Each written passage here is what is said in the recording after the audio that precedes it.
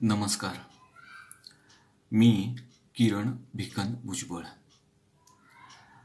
1869 साली कॅथलीन मीरा यांनी लिहिलेल्या कवितेचे मराठी रूपांतर मी सादर करतोय. कवितेचे शीर्षक आहे मग लोक घरीच थांबले. मग लोक घरीच थांबले. त्यांनी पुस्तकं वाचली, वाचताना ऐकली, आराम केला, व्यायाम केला, कलेची आराधना केली आणि खेळ खेळले, असण्याचे नवे अर्थ शिकून घेतले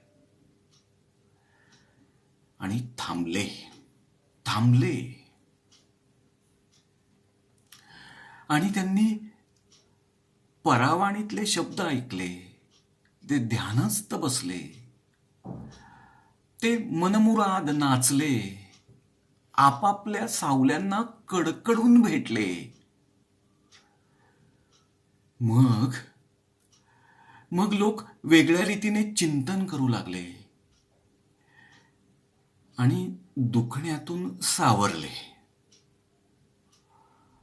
आणि अडाणी, धोकादायक, हृदयशून्य जीवन जगणाऱ्यांच्या नसण्याने युगंधरा देखील दुखण्यातून सावरली. आणि जेव्हा धोका टळला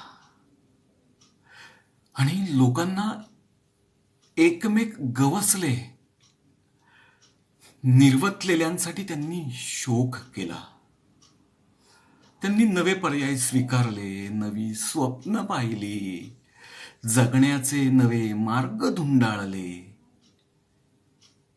आणि त्यांनी स्वतःप्रमाणेच युगंधरेला कायमची रोगमुक्त केली.